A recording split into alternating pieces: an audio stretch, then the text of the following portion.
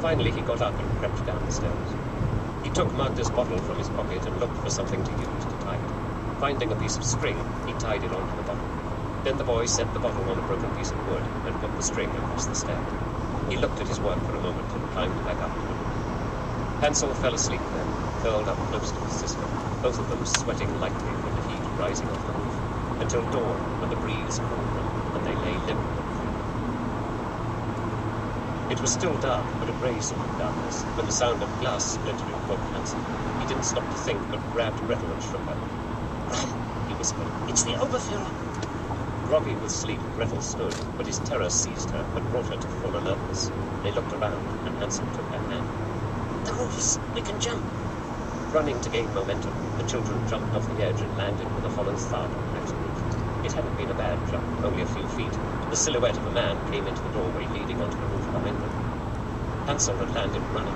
There must be a door, some way to get down, but the door was heavy and slumped on its hinges, blocking the stairs. Gretel looked behind and saw the Oberfuhrer's pale face looking across the gap in the buildings. "Why does he chase us? The war's over," she sobbed. Hansel didn't care why. He took her hand and they ran across the roof, running around holes. The light was paler now, but it was still hard to see clearly. They jumped 3 more times until they came to an edge that was too far from the building next to them. Hansel measured the distance with his eyes. Then he looked back. The Oberfuhrer was moving more slowly now, but he kept coming over the roofs toward them. His beautiful pale face shone in the grey darkness. Gretel was close to tears. "I want Telek." "We have to jump, Gretel. He can't do it. He's too heavy." "He'll catch us. We'll fall." "No, we won't." The boy stared across the gap in the buildings. He'd never jumped so far before. "That roof is all burned. We'll break through and fall. We'll die." "No, we won't." He was screaming. "Hold my hand. We'll run and jump. Quick." The Oberfuhrer began to run when he saw they were going to jump again. Holding hands, the boy and girl ran toward the edge and simultaneously leapt into space.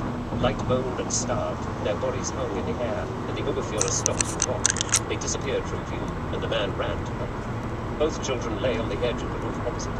He looked at the distance and the holes in the roof and cursed. "Fucking gypsies!" Gretel was sobbing. Hansel had cut his leg where it had gone through the shingle of the burned place in the roof. He stood up, ignoring the blood trickling down his neck. "Come on."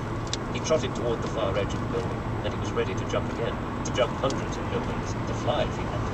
But he saw the old metal steps used as a fire escape clinging perilously to the side of the building. Hansel climbed onto it, and Gretel followed, still crying, but moving fast behind Hansel. They climbed down for what seemed a long time, and finally had to drop 6 feet when the ladder ended above the end. Hansel waited for Gretel, and they hugged. "We have